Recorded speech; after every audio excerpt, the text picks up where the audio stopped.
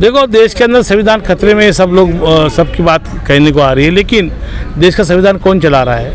पूंजीपतियों के लोग चला रहे हैं, और पूंजीपति का सुनने वाला अडाना बनेगा कौन सुनता है? मोदी जी सुनते हैं। मैं चाहता हूँ कि गरीब की जो देश की 140 करोड़ जनता है, उनका अधिकार, उनका विकास, उनका शिक्षा, स्वास्थ्य मिलेगा तो देश अच्छा चलेगा, देश का विकास होगा। लेकिन ये जब से भी सरकारें आई है, इन्होंने देश के संविधान के एक पन्ना कम करने का काम किया है। जैसा कि शिक्षा नीति, शिक्षा के अंदर जितने भी स्कूल है गवर्नमेंट के, प्राइवेट कर दिया है। उसके बाद में स्वास्थ्य नीति, स्वास्थ्य के अंदर पहले हम लोग को फ्री ऑफ इलाज मिलता था, अभी सबको पैसा देना पड़ता है। डॉक्टर लोग इलाज करते, दवाई बाहर से देना पड़ता है।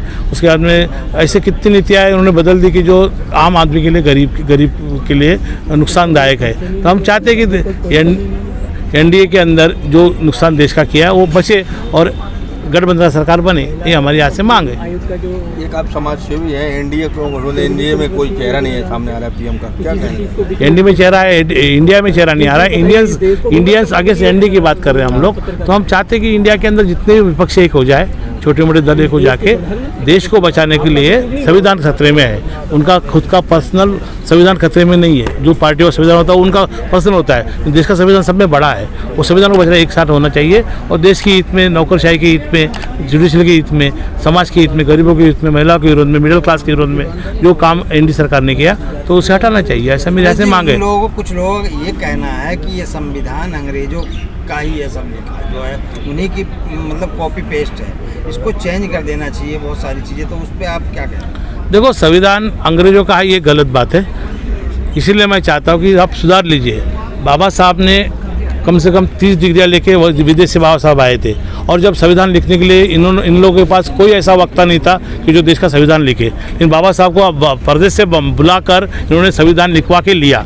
तो बाबा साहब ने इंग्लिश में पढ़ाई किया था। उस ज़माने में सब लोग इंग्लिश में पढ़ते थे, अभी हम हिंदी में पढ़ते, इंग्लिश में पढ़ते, मराठी में पढ़ते, गुजराती में पढ़ते, कर्नाटक में पढ़ते, हमारी भाषा अलग अलग होती है। लेकिन उस ज़माने में अंग्रेजी भाषा माध्यम से लोग पढ़ते थे, तो इसलिए संविधान अंग्रेजी में लिखा गया। तो अंग्रेजी की भाषा कठिन होती है, तो हमारी मांग है कि संविधान को हिंदी में किया जाए। लेकिन बदलने के तो ये कतई पॉसिबल नहीं है। कौन बदलेगा, क्यों बदलेगा? संविधान में सभी गरीबों का, सभी अमीरों का, सभी तत्वों का उसके अंदर प्रोविजन किया, सबका अधिकार, हक दिया है। ये बदलने वाली बात गलत है, और जो बोलता होगा तो उसके ऊपर देशद्रोह का हम लोग FIR कर देंगे। देखो, उस चीज़ की हम वो नहीं करते हैं। कुछ पंथियाँ कहते हैं चेंज भी हो गई, जैसे माइनॉरिटी शब्द और भी कई चीज़ें इन्होंने चेंज कर दिया है।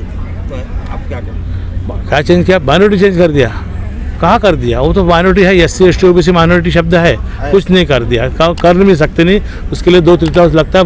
संविधान का ढांचा बड़ा होता है, और ढांचा का कोई बदलने का कोशिश नहीं कर सकता है। कितने भी कोशिश किया संविधान नहीं बदल सकते। ढांचा पक्का है देश के संविधान का।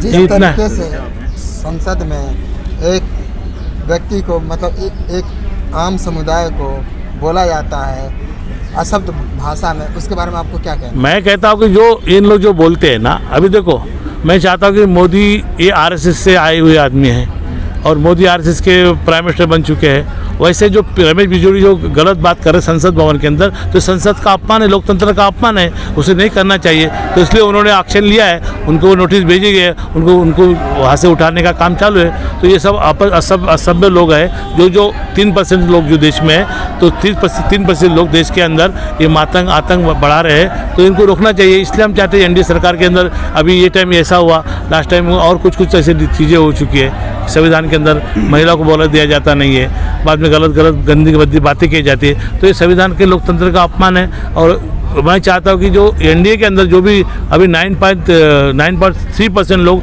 ये गुंडागर्दी के लिए उनके ऊपर FIR दर्ज है, और ये चुनाव आयोग ने इनको इसके बारे में इनको रोकना चाहिए, इनको मतदान नहीं करना चाहिए, इनको ठहरने का अधिकार नहीं देना चाहिए। तो जो लोकल लेवल में भाषा करते हैं वो संविधान में भाषा, वो संसद में भाषा करते हैं, तो इसको रोक लगना चाहिए। और मैं उसका विरोध करता हूँ, कंडेम करता हूँ। अरे, आपने एक बैनर लगाया हुआ है, देश के मंदिर और मस्जिद बहुत चर्चाओं की सुरक्षा बढ़ाई है, और देश में बॉर्डर की महासुरक्षा बढ़ाई है। क्योंकि मेरा इसका कारण ऐसा है कि देखो, हम लोग देख रहे गोधरा कांड हुआ, गोधरा कांड में हिंदू मुस्लिम के दंगे हो गए जब सरकारें मोदी साहब की आई है। उसके बाद में पुलवामा हुआ, उसके अंदर आप देख रहे पुलवामा के अंदर हमारे 40 नौजवान गुजर गए, मारे गए। तो ये सब जो यहाँ का जो सुरक्षा गार्ड है देश का, अभी एक जनवरी महीने में राम मंदिर का उद्घाटन है, उसके अंदर असामाजिक तत्व घुस सकते हैं, ऐसे इसके पहले हो चुका है। वो प्रोविजन के मैं बोल रहा कि ये सब चीज़ें अगर देश के अंदर फिर से हो जाएंगी तो फिर मतों का ध्रुवीकरण होगा, फिर से एनडीए सरकार आ सकती है। इसलिए चाहता हूँ कि एनडीए सरकार को सरकार के अंदर राष्ट्रपति को लेटर दिया मैंने कि देश के मंदिर, मस्जिद, गिरजाघर, विहार, बुद्ध विहार सबके और बॉर्डर की सुरक्षा बढ़ाई जाए ताकि देश में आने वाले चुनाव शांति से हुए और शांति से लोग जीत के जाए। दिल्ली के जंतर मंतर पे कई वर्षों से आप आ रहे हो और संविधान की मांग करते हो, क्या आपकी बात सरकार सुन नहीं रही है? सुना है ना, हमारा जो हम लोग ने पहले आंदोलन किया, किसान आंदोलन किया, तो हमारे किसान बिलों ने रद्द किया। उसके बाद में हमने 200, 400, 500 का नोट मांगा था तो 200 नोट दिया, 2000 का नोट बंद किया, ये मेरी मांग थी। उसके बाद में मैंने नदी जोड़ प्रकल्प पास करवाने बोला, नदी जोड़ प्रकल्प पास करवा के लिया, उसका लेटर मेरे पास में है। उसके बाद में एट्रोसिटी एक्ट मैंने स्ट्रॉन्ग करने की बात की तो उसको उन्होंने स्ट्रॉन्ग किया। तो ये सब बातें मेरे हो रही है, सुन रहे हो। मैं चाहता हूँ कि अगर देश के अंदर एनडीए को सरकार को अगर सरकार वापस लाना है तो सभी SC, ST, OBC, मुस्लिम सभी धर्म समाज के लोगों को उन्होंने न्याय देना चाहिए, उनका हक अधिकार देना चाहिए, शिक्षा का, स्वास्थ्य का, रोटी कपड़ा मकान देना चाहिए। तो कोई हटाने के लिए पीछे पड़े नहीं। लेकिन अगर ये ऐसे देश की संस्थाएं बेचते रहेंगे, पूंजीवादियों के हाथ का सब देते रहेंगे तो देश का नुकसान होगा। देश सबका है, सब देशवासी, देश के अखंडता का एकता है देश के अंदर।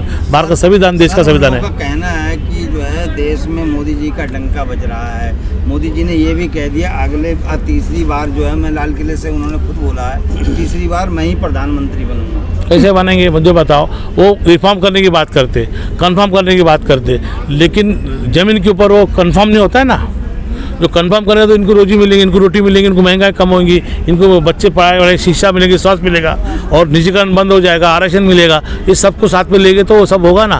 कभी हिंदू मुस्लिम दंगे करवा देते, कभी दलित मुस्लिम दंगे करवा देते, कभी सवर्ण मुस्लिम दंगे करवा देते। तो इसकी वजह से क्या हो जाता है, मतलब ध्रुवीकरण होता है। इस टाइम लोग कंटाल गए मोदी के फेक चंदे। मोदी फेक के बेचारे ने ये सब अभी तक बनाया। 2 करोड़ की नौकरी, 2 करोड़ नौकरी डंका बजा, 2 करोड़ नौकरी दिया नहीं साल की।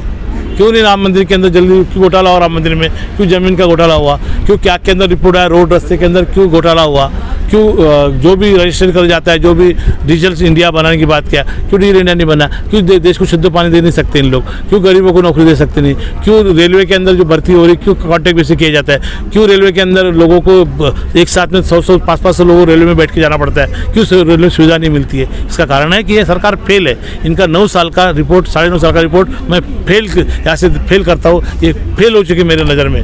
हो सकता है किसी नज़र पास हो गए बोलने वाले के, मेरे नज़र में ये फेल है। नहीं, आप फेल कह रहे हो। 80 करोड़ लोगों को अनाज दे रहे हैं फ्री में, तो वो लोग क्या वोट कोई उपकार नहीं कर रहे। 80 करोड़ को अनाज दे रहे हो, हमारा ही पैसा है, हमारा ही टैक्स है, हमारे लोगों से पैसा जमा किया जाता है, हमारे से भी जमा किया जाता है, हमें इधर उपकार कर रहे हैं। मैं चाहता हूँ कि उन्होंने अगर हमें अनाज फ्री दे रहे तो हमें हमारे राशन दुकान के ऊपर हमारे राशन में उन्होंने गैस भी फ्री देना चाहिए। 2 किलो, 1 किलो, 5 किलो रॉकेल बंद कर दिया है और 5 किलो अनाज पे पेट भरता है क्या?